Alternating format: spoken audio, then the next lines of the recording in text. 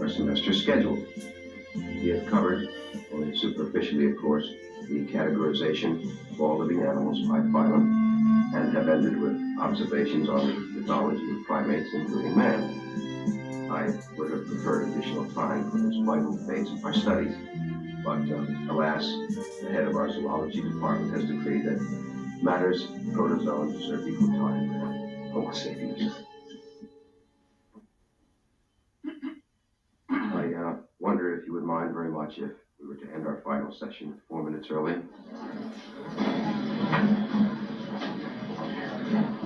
Gee, that's the most reaction I've gotten out of this class all semester.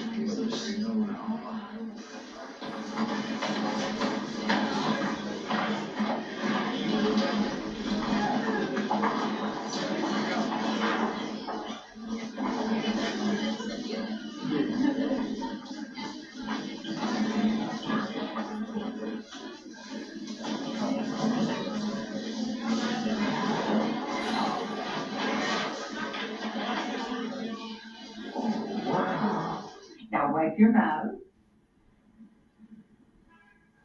Now, tell me what's got my son in such a condition. You tell me from your mouth.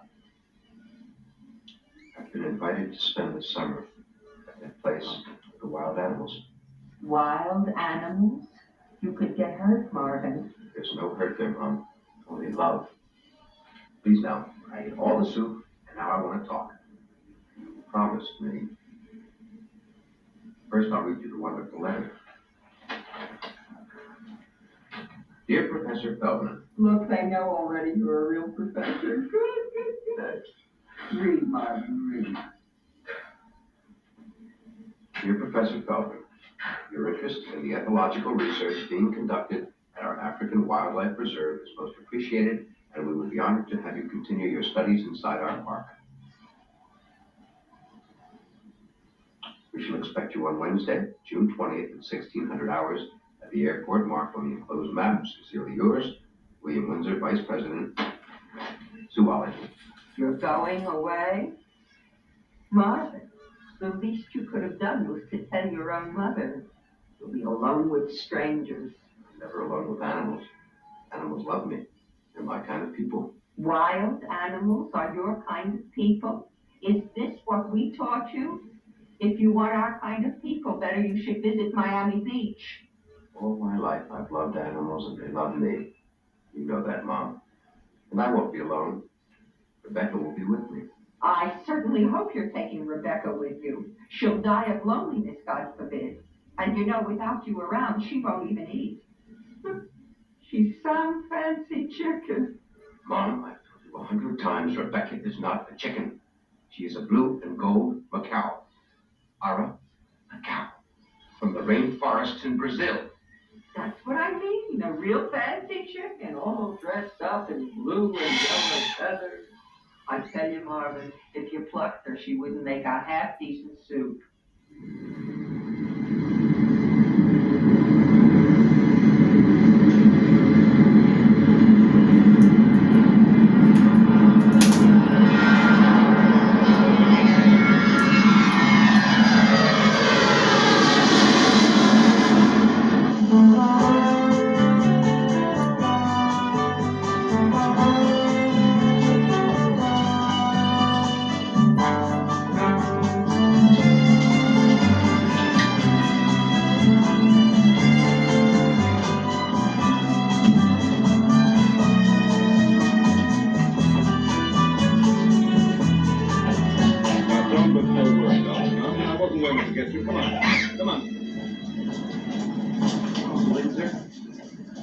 Windsor? Is one of you Mr. Windsor? Well, if you're not Mr. Windsor, I guess it must be me. Professor Feldman, I presume. Beautiful greeting. So appropriate. Yes, I am Marvin Feldman, and you, I presume, are William Windsor. Call me Willie. And this is Algernon. Hello, Algernon. We both welcome you, Juana. Here, let me take some of those bags. Thank you. I hope this money to be careful, Rebecca. Yes.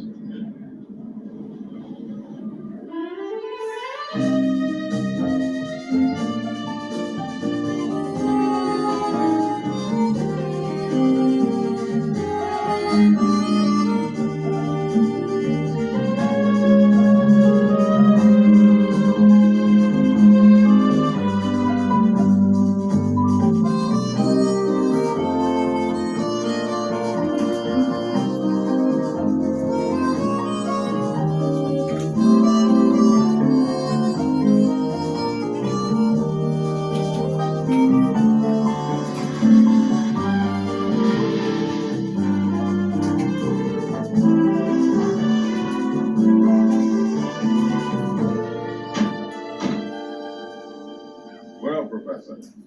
I hope you're prepared to meet our tribal chieftain, Holly Worcester. I know he's anxious to meet you. I never saw Algernon do that with a stranger before.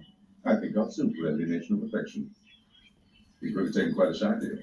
I guess animals just seem to like me. Cats and dogs are always following me home. Mom never lets me keep them. It drives Mom crazy. You see, she has this allergy for everything except chickens. Rebecca passes as a close relative. Shall we?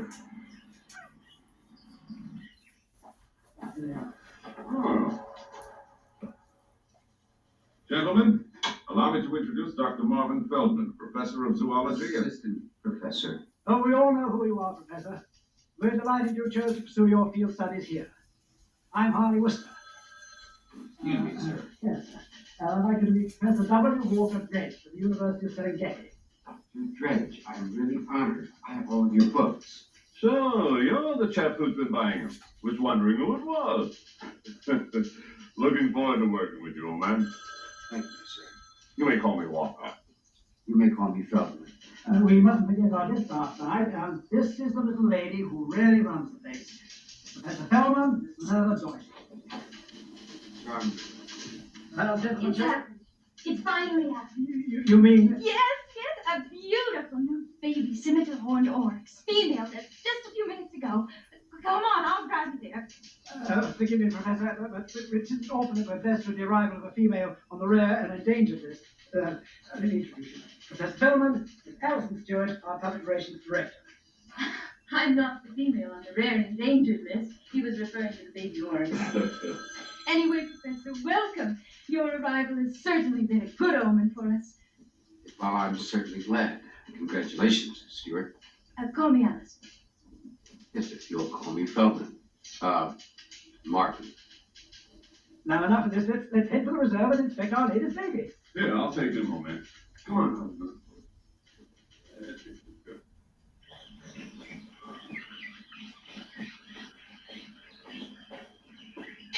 Perhaps you'll care to see our Severa lizard. We keep him in the nursery, but I control the heat. Just beautiful. Oh, listen. We won't be able to see the baby oryx. She's with her mother now, nursing for the first time, and she shouldn't be disturbed. But, Professor, would you like to see a rock hyrax?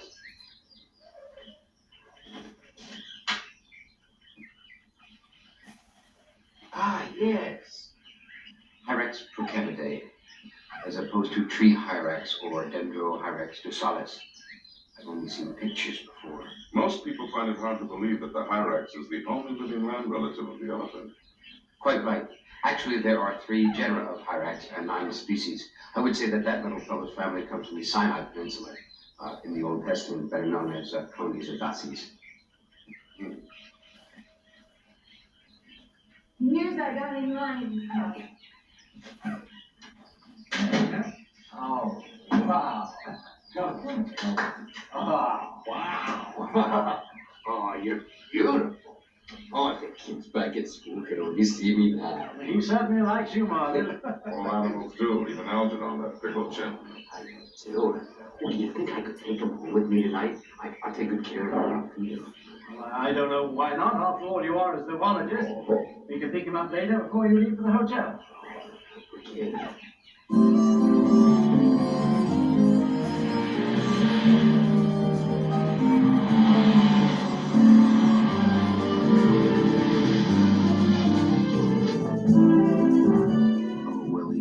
I only hope that every person in the whole wide world today enjoyed a day as wonderful as mine, so filled with tranquility. You would reach the front gate before our world walks with you.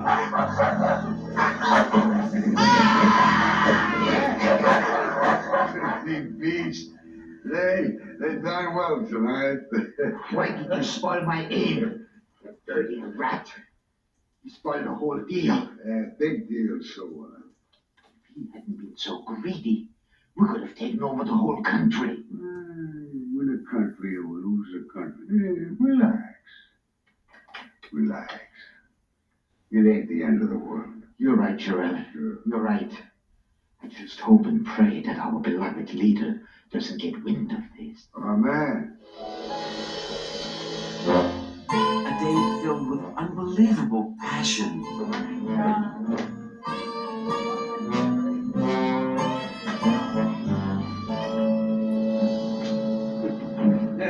I just felt a twinge in my elbow. You really think it's gonna rain? Haven't felt anything in the knee. My elbow's pretty reliable, but then your knee ain't bad neither. And most important of all, a day filled with love. Warm, exciting love. Without tea, I'll have to drink coffee. Mercy, no coffee upsets my What, stomach. Norman? Coffee or nothing? You want a selection of Dvd-Frasier? The coffee is dripping on my shoes, honey bunch. My socks are wet and my feet are getting very, very warm. So? I'd really appreciate it if you fetch a dry towel and maybe some shoes and socks dry. What did you say, Hurry? But now, dearest, don't be upset. I only thought that since I may have some trouble walking, you'd want me to be comfortable. Maybe the news hasn't reached you yet, Herbert Medley, but people of my sex, mainly ladies, have been set free! Anybody home? Innkeeper! Innkeeper! Really, there's no need to shout. Sorry, you the room clerk? I serve the manager. I'm the room clerk at the present moment. Just about everything else around here, it seems. What can I do for you? I believe you have a reservation for Professor Marvin Feldman. Feldman, yes. Feldman, spelled with an F, right? Oh, yes, here we are, yes. You're Mr. Feldman. No, he is. What is that? It's a lion cub, sir. Just a little one. A lion? A real lion? In my hotel? Out! Out!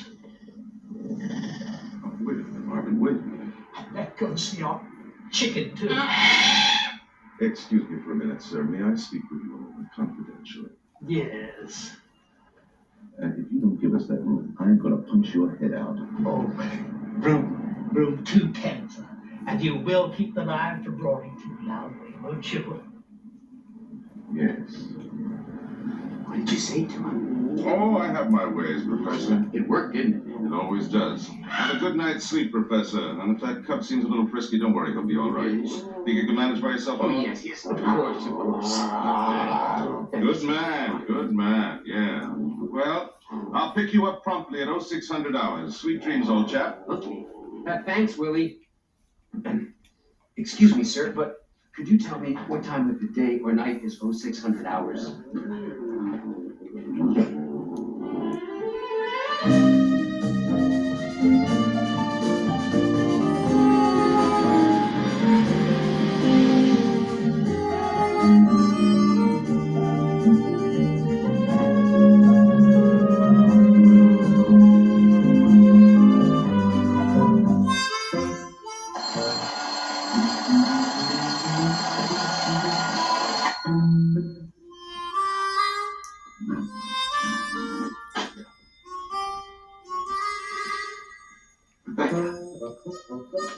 Rebecca! Oh my God! He ate Rebecca! Oh, crap, it's 0600 hours. Wake up!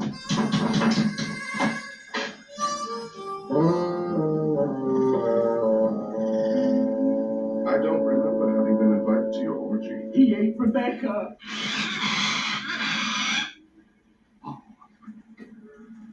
Oh, Rebecca, I'm so glad you're all right. You have to be careful around lions. You didn't mean it, I know that. What are we gonna do about this? Well, the first thing we're going to do is hang out a do not disturb sign on the door so the maids won't faint when they see the room. And then we'll execute a well-known military maneuver known as getting the hell out of here.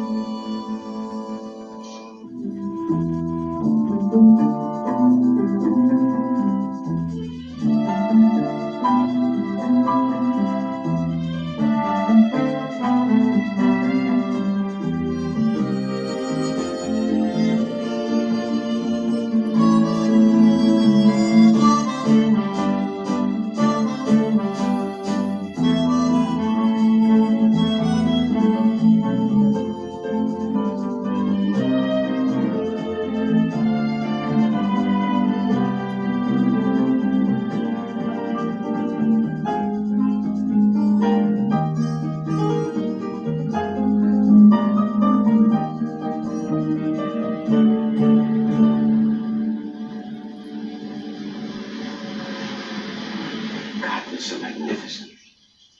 Yeah. That's old Frasier's pride. Frasier? There he is, right over there. He's resting for a change. Oh, I know what you're thinking, Professor. Is that really an African lion or just a caricature of one, right? But he does look a bit worn out. Is he okay? Is Frasier okay? Marvin, old chap, every animal in the world, including man, should be so okay.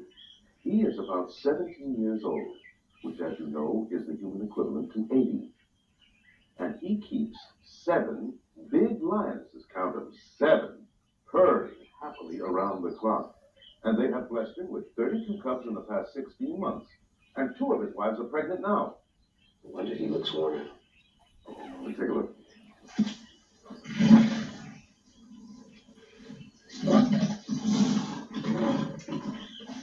Are they fighting?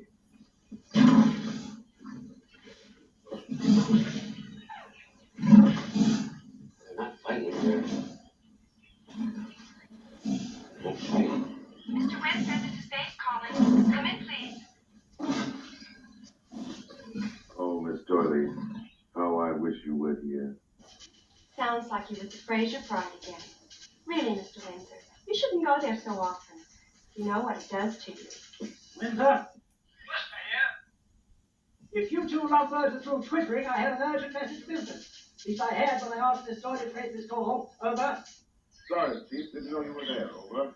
Just had a call from the nursery. It's about that baby Oryx. Dr. Markowitz would like you to come in and take a look. Over. Nothing serious, I hope. Over. No, just an added precaution. Now hold your tail over there at once. Over and out. Let's go, Marvin. Wait a minute. I got a better idea. Ranger Shields, come in, over. Shields here, Mr. Windsor, over. Why don't you come over and pick me up and take me over to the nursery? Over and out. Look, I'll only be gone for a short while, Marvin. Why don't you stay on here and continue with your scientific, research? Really, Frasier doesn't object to peeping Toms.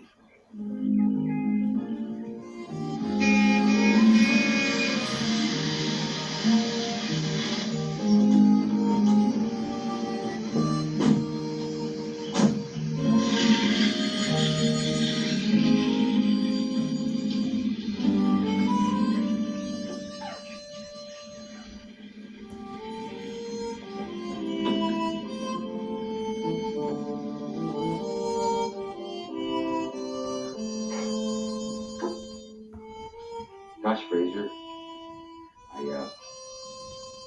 really didn't mean to spy on you like that. I really apologize. Thank you, Marvin. You know something? You're the first human being who's ever had the common decency to offer an apology. Well, I know how I'd feel if someone were to watch me alone with a girl. If I had a girl. Precisely. You've got deep, warm feelings. You really care. Oh, Willie Windsor and the other Rangers care too, but I got irritated when I heard him say that I didn't object to peeping Toms. Who's speaking? Now, Marvin, you're all right. Where are you, huh? Same place I've been since you started watching, right here under the tree. That's funny. I can only see Frasier under the tree. My name's really Wagabatu in Swahili, that is. But you can call me Frasier, everybody else does. Jungle fever. I must be coming down with jungle fever. That's right. Mom warned me. Marvin, relax. You don't know how to drive, remember? Yes, that's right. That's right. Bill Windsor, could you come back and get me? Because I'm not feeling well. Okay, carry on if you must, like a silly chimpanzee. And for one moment there, I thought, well, after all these years, I'd finally found a man I could talk to. Oh, well. Farewell, Marvin. Could it be? Me?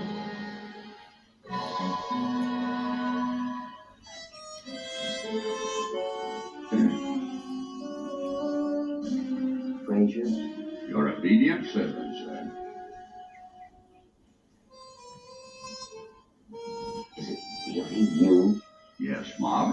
silly me. Oh, wow. Marvin, are you wondering how we're able to communicate? I'm not really talking, you notice. My lips aren't moving. But I'm a very deep thinker, and you're tuned into my vibrations. I believe your species refers to this subliminal thought transference as telepathy. Well, could you prove it to me? I mean, if it's really, could you do something to show me? Could you stand up and walk toward my car? At my age, I'm still auditioning. Satisfied? Oh, here comes Windsor. Don't tell anyone about this, Marvin. No. We're truly delighted that you're doing a story on our baby scimitar, horned oryx. It's very exciting news, isn't it? Yeah, very exciting. They're very rare, you know, almost extinct. We're really proud. Are you really interested in saving a rare species from extinction? Of course. Then how about taking me out to lunch and forcing some brandy down my throat? I'm fading rapidly. Well, I'll be happy to, but first, what can I tell you about the oryx? First, how do you spell it? Oryx. And you know where they're usually found. Yeah, the Sunday Times crossword puzzle. That was a nice one. Well, Professor, how would you like to spend the afternoon? Care to study some interesting behavioral patterns out on Chimpanzee Island? Well, I wondered if, Willie, do you think that I could go back and spend some more time with old Frasier?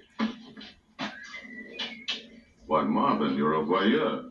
No, really. It's just that, well, there's something about the old lion that's very beautiful and endearing. Yes, and I can produce at least 7 lionesses who can verify your findings.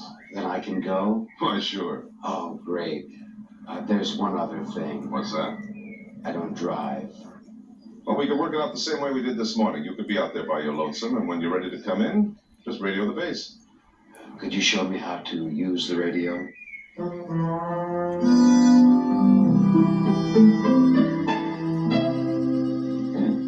Frasier? Frasier? You needn't roar, Marvin. I heard you quite clearly the first time. I may be old, but I'm not deaf. I'm sorry, Frasier. I didn't mean to roar. I mean shout. Could we please talk some more? Certainly, my man. I thought you weren't coming back until tomorrow. Oh, well, how could I stay away? I mean, how can I even sleep tonight? This whole thing has just got me so sugar. Sugar? I'm sorry. I mean crazy. It's just sometimes when I get excited, I talk like my mother. I get it, your mama. I've heard about the species, Marvin. I hear they're becoming extinct. Sorry, Marvin. You know about Jewish mothers? Frasier, you amaze me. What's to be amazed? Lions have mothers too, you know. And we've always gotten along with the Hebrew tribes. For a while, though, we did have some trouble stomaching the Christians. Frasier.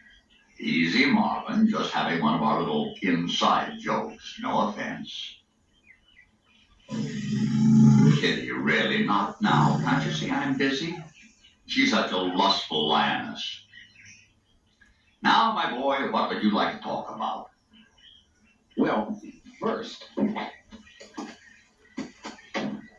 how are we going to get anybody to believe that we're actually talking to each other? I mean, they'll never believe me. Is that so important to you? Why do you have to tell anyone? Well, because, I'm a zoologist and you're a wild animal. Oh, excuse me, I didn't mean it to sound that way. Marvin, if we're going to have to worry about stepping on each other's paws all the time, we'll never have any meaningful dialogue. Go ahead, I understand. You're so wise. All of mankind would benefit, and animals too.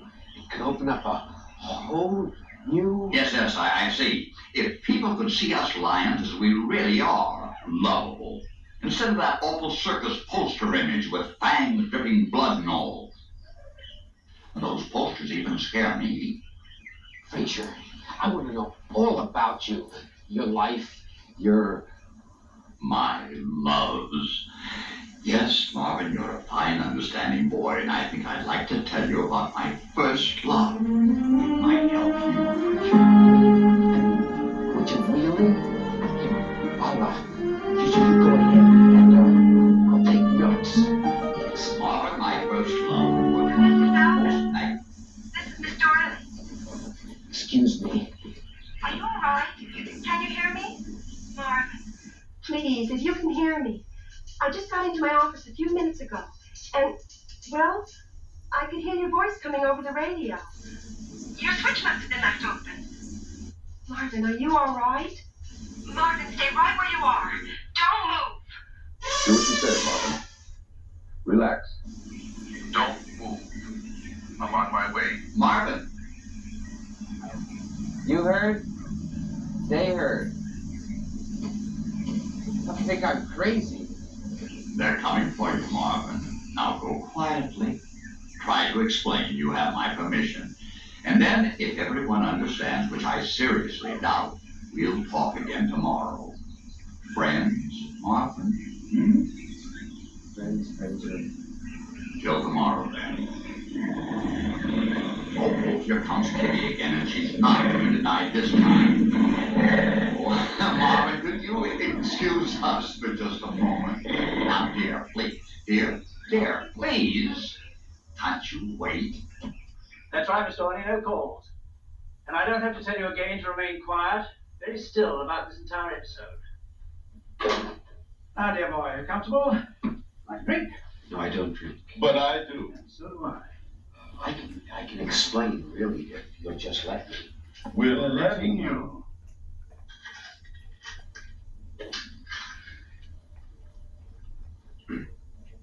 Well, I know that this sounds sugar. I mean, crazy. But it's just the way you heard. I was talking to Frasier, and more importantly, he was talking to me. Fraser talks like a person, speaks English. You and Miss Doyley, you heard us. Correction, please. I heard your voice, period. Right. I was talking to Frasier, he was talking to me, and he was just starting to tell me about his first love when you interrupted. And now maybe he'll never tell me. Of all the people in this park, including the people who feed him, the people who administer to his medical care, why would he choose you, a relative stranger, as the one person with whom he can communicate? I don't know. Wait a minute. Maybe I do know. He said something at the very beginning. He said that I was the first human being who ever had the common decency to offer an apology. Yes, that was it. An apology? An apology for what? Well, I apologized for having watched him making love, and he really appreciated that. Go on.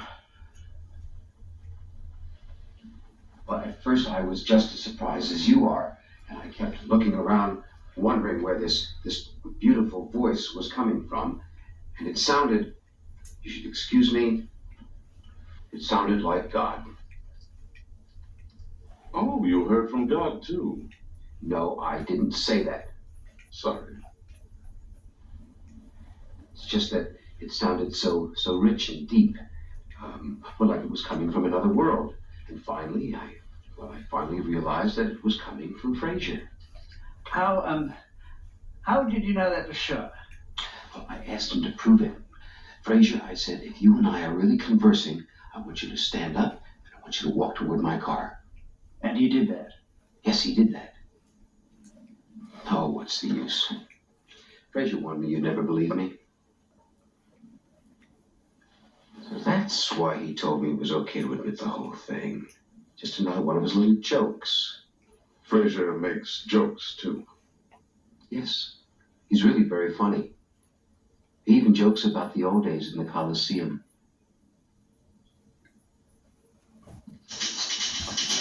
And, go on, Reed. You'll continue your conversations with Fraser, but we'll keep it all within our own little family. And you certainly don't want the press to hear about this, do they? Your boss doesn't want the press to find out about what? I have the slightest idea. but I'm sure that it is important. Now, about our little baby Oryx. Who's Frasier? He's just one of our lions. And some guy's talking with him. Really, that's absurd. Well, you heard what your boss was saying, same as I did. Now, dear girl, tell me, what's this all about? Look, Gordon, I don't know what it's all about. Why are you so insistent about a passing fragment of conversation? Well, let's just say, sweetheart, I've been a working newspaper man a lot of years, since maybe before you were born, and I've developed certain basic instincts. My nostrils are quivering. I'd like to learn more about what your boss doesn't want the press to find out.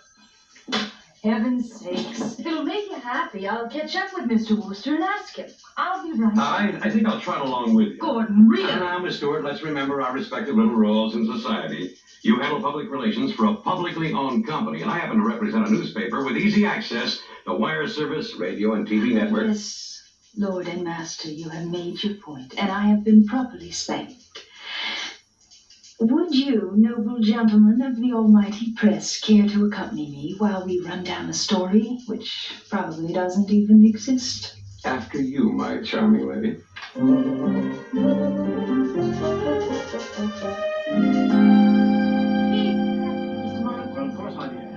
Mr. Wooster, I don't think that you've met my guest, Gordon Fisher. He's a newspaper man. You know, writes articles for newspapers. Oh, yes. How do you do, sir? Delighted to have you with us. Miss Stewart is taking care of you in first-rate fashion, I trust. Which one of you guys talks to lions? Could you? How could you? Sorry, Miss Allison, truly I am. I wouldn't do anything to hurt you ever. It's just that was my first experience with a newspaper man, and he tricked me. We have spent years building up the great worldwide reputation our parks enjoy today. I personally have slaved without rest. And then you come along and in just one day demolish everything. You've made us a laughing stock. Oh, now look, Allison. Let's be fair about this whole thing. True, Marvin admitted he was able to talk to Frasier, but I'm the bloody bloke who told that journalist about Frasier's somewhat astounding sex life. And I am the bloody gal who vainly tried to stop you. Please, the blame is mine. It's all mine. Enough of this nonsense. There's enough blame to go around everywhere. Perhaps the paper won't print the article.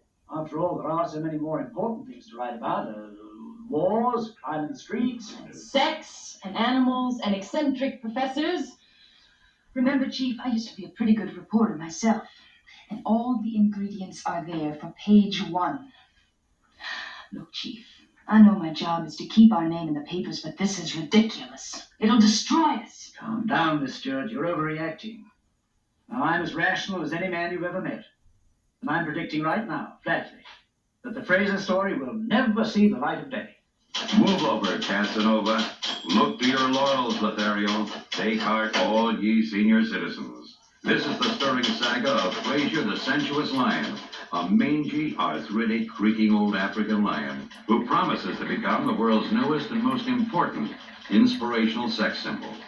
At the advanced age of 17, the leonine equivalent of a man in his mid-80s, old Frasier manages to keep 7 demanding lionesses purring happily at the simulated African wildlife preserve nestled in Laguna Hills. In the past 16 months, they've blessed their oversexed octogenarian with 32 adorable little cubs. And that's not all. There's a visiting zoologist at the compound, a Professor Marvin Feldman, who claims that he's able to converse with remarkable old Frasier. Can mild-mannered Professor Feldman unlock the secrets of Frasier's sensational sexual success and convey them to his panting fellow men? Tune in tomorrow, folks, when this reporter joins Feldman in his next get-together with old Frasier, who promises to become America's new romantic idol. Beautiful. Just beautiful. There won't be a dry eye in the country.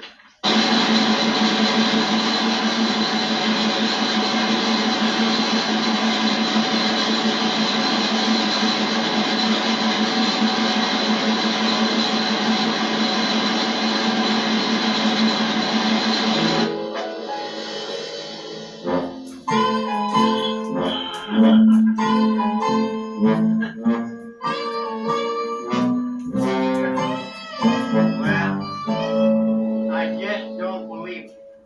Don't believe what, Mr. Parker? Well, you read it. paper says that there's this real old lion named Frasier out there in California, and they reckon that he's the same age as an 80-year-old man, except he takes mighty good care of 7 female lions, and they keep blessing him with young ones. My, that certainly is interesting. Isn't it, Elmer? Yeah. I mean, Mr. Parkins? You can call me Elmer.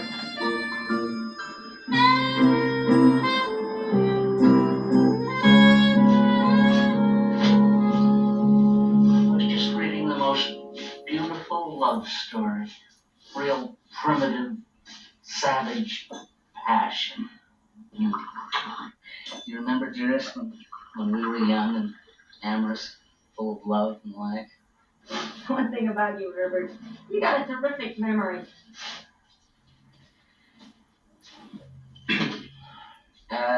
The children, I assume, are off to school? Yeah, so? Hortense, put down the toast and come here.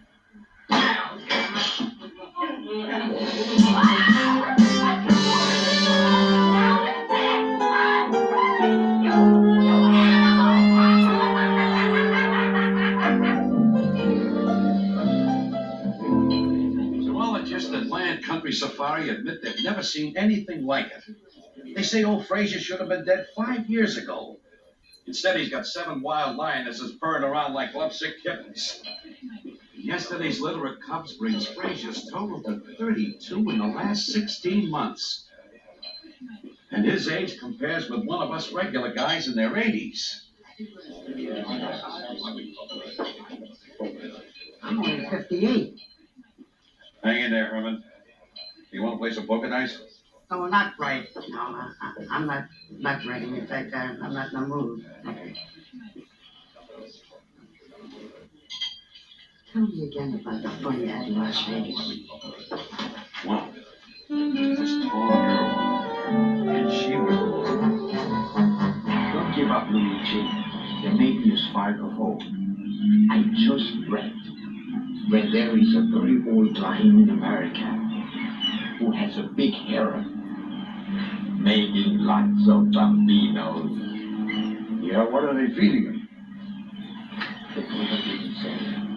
Let me know when it does say. I order a cot.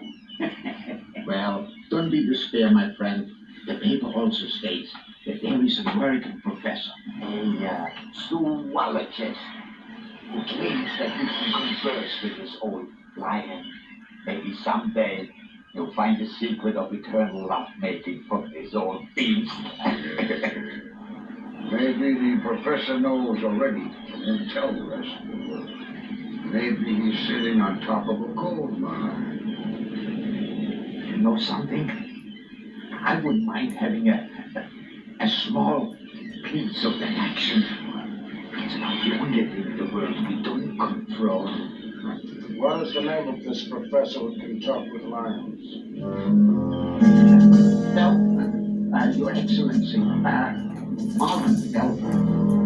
At precisely 8 o'clock tomorrow night, you gentlemen will produce this Professor Marvin Feldman in my study. You may leave now.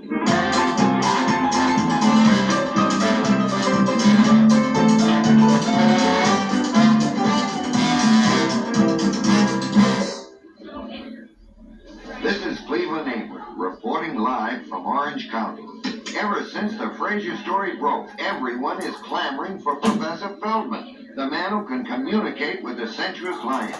Feldman is still in his room, but this crowd, mostly older folks from nearby Twilight Acres, is prepared to wait. They all want to learn Frasier's secret. Wait, there's a disturbance. A girl is trying to push through that log. She's being severely jostled, but she seems determined to reach that front desk. I'm from Lion Country. You give me his room key now!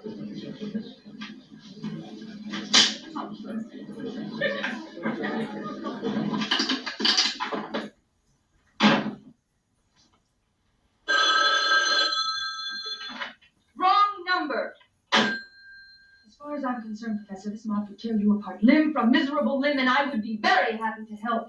But what did I do? Why is everybody after me? You mean you really don't know? For what? Please tell me. For years, we have been operating a beautiful wildlife sanctuary and proud of it. And now, in just a matter of a few days, you have managed to turn it into an X-rated sideshow carnival. That's what.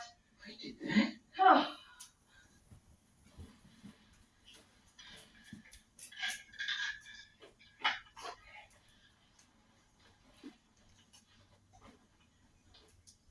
Oh, really, Professor? Sorry, Miss Stewart, I'm sorry. There's a sweater right over there.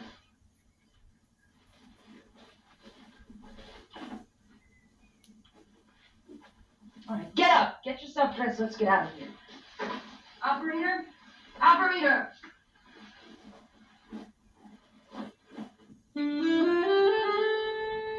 Operator, now listen carefully. Professor Feldman and I are getting out of here fast.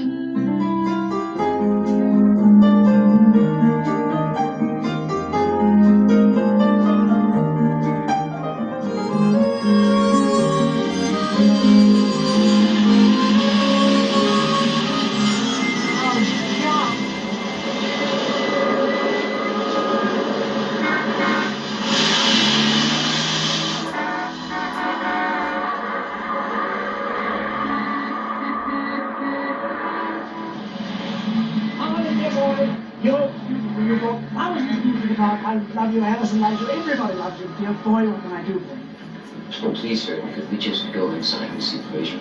Allison, you heard what our guest asked. Drive him to Fraser, stay with him, give him anything he wants. Oh, Marvin, your mother has been calling every 10 minutes. I think you'd better. Mom. Oh, my God, she must have heard. John, we can use the phone in my office. Hello, Mrs. Feldman? One moment, please. Your son is calling. Hello, Mom. This is... Marvin, my baby, what have they done to you? Nothing, Mom. I'm fine. Marvin, your picture in the paper. It's lost weight. Mom, I've been away from home only 2 days. I weigh the same. 2 days? How could you get into so much trouble in 2 days? Mom, I'm not in trouble. I feel wonderful, marvelous. A person doesn't get in the papers unless there's trouble. Marvin, what's going on? I can help you. They found out I can talk with a lion named Frasier. Frasier? What kind of a Jewish name is Frasier? He's not Jewish. Look, Mom, I'm all right. Frasier is my friend. Listen, son, you'll bring him home Friday night for supper. I'll be able to tell whether he's a real friend. Mom, I can't bring him home, and I can't talk now. I must see Frasier and explain. To a stranger you can explain, to me you can't? Oh, Marvin, Marvin, what have they done to you? Mom, I'm fine. I'll call you tonight. Goodbye. Goodbye. Marvin! Marvin! Yes, Mom. Please, eat something.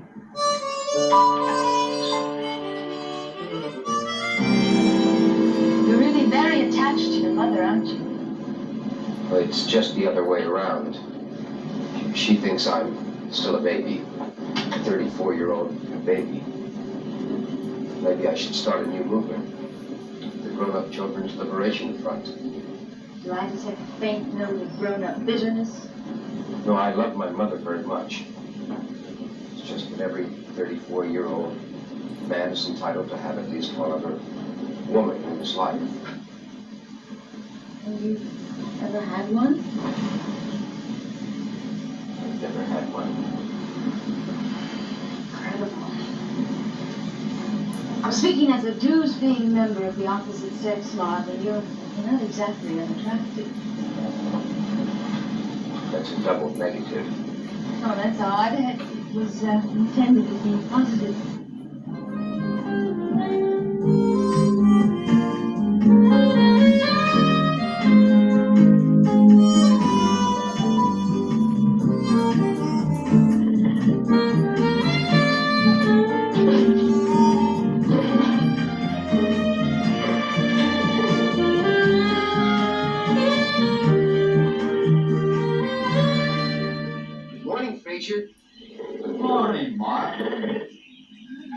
you? Shh, he's talking to me. Did you hear him? No, Marvin, I didn't.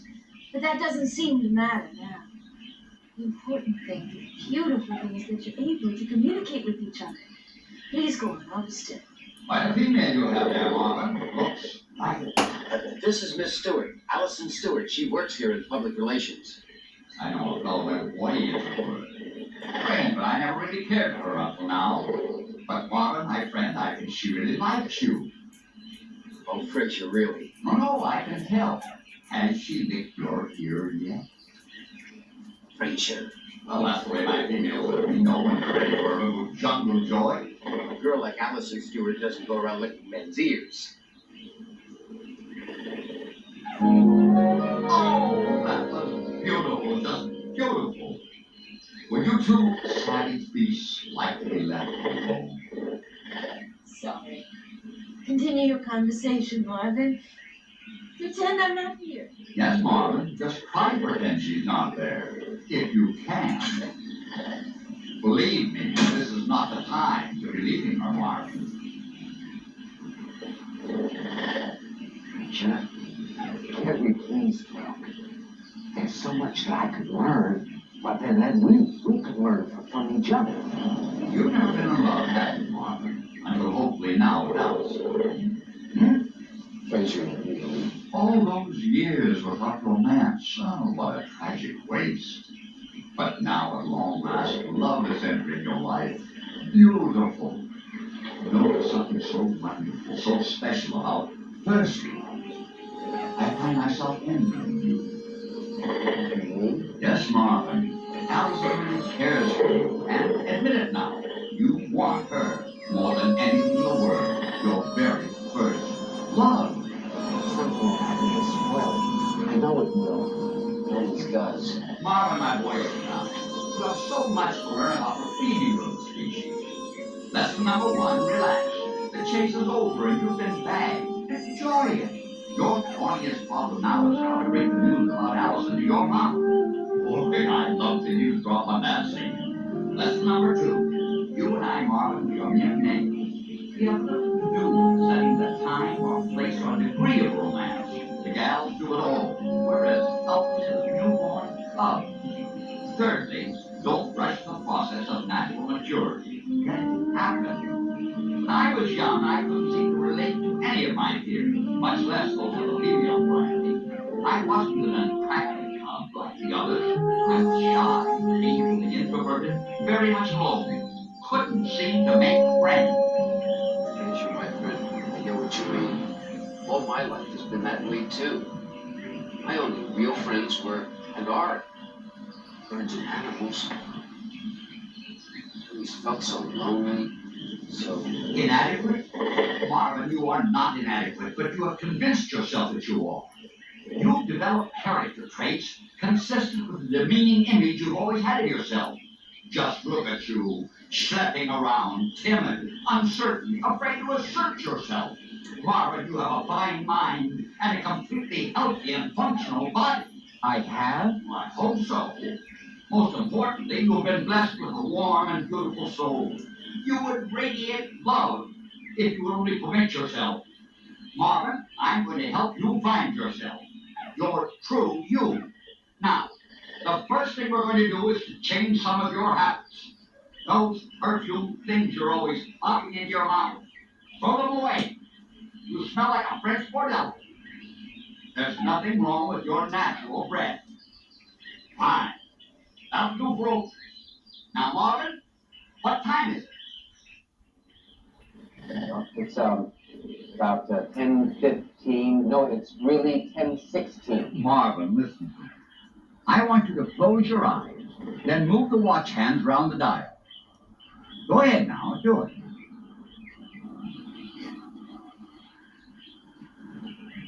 Good. Now hold the watch at arm's length from your face. Now open your eyes and tell me the time shown on the watch. It says 4:20. Oh, you see what I mean, Marvin? You can read the dial without putting the watch inside your eyeball. Am I getting through to you, Marvin? All right. Splendid, my boy. Now, settle back, Marvin. Watch those shoulders, no slouching, and listen to me. I'm going to talk about love. My first love. Well, it all began that golden day. In a secluded meadow I had found. That golden day when I first came to understand what life is all about. While the other young lions would run off into the bush together, playing at learning to become mighty hunters, I would stay behind, admiring the butterflies and sniffing the glorious flowers. It was so soulful, so serene. And yet I was feeling sorry for myself. Marvin, loneliness at times can be so achingly oppressive. And I wanted so desperately to love and be loved. And then, that memorable morning, it happened. There I was in my meadow, when suddenly I realized I was no longer alone. I looked up, and there she was, the most magnificent young lioness I had ever seen. Her fur was the texture of spun gold, her eyes those of a gazelle. I thought I would melt. I wasn't prepared for the raw drama that followed. It happened so quickly. 2 huge males came into view. Strong, brash, arrogant. They must have been following her.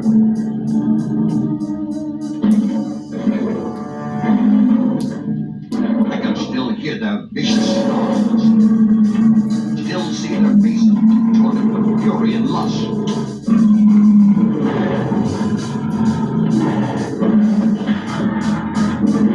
I'll never forget how they fought over her.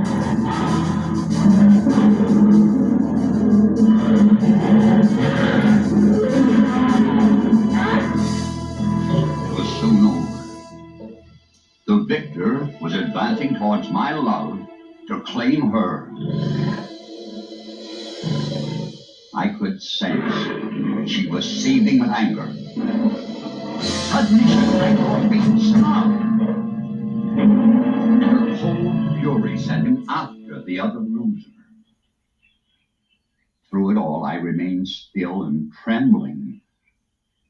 I closed my eyes and then opened them, and wonder of wonders, she was advancing slowly toward me. Could it be, dear Lord? Could there be a love light reflected in those adorable eyes? My heart was pounding. She came closer, very close now, and she nuzzled me. Then lay down beside me. Aching with desire, I looked at her through misty eyes and knew that I had found love, the essence, the true meaning of life.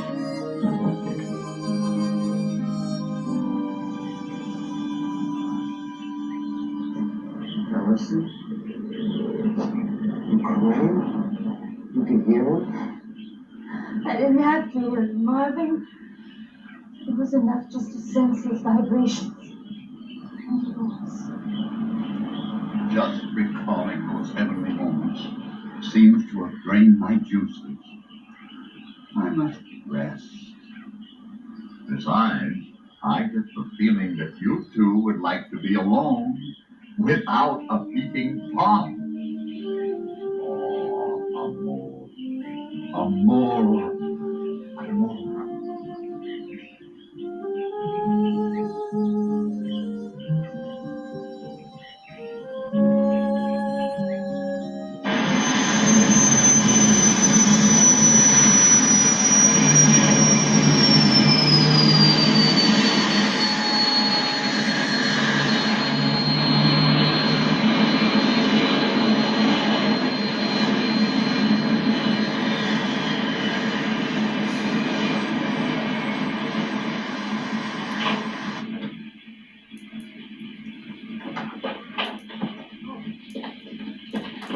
Come on, let's go.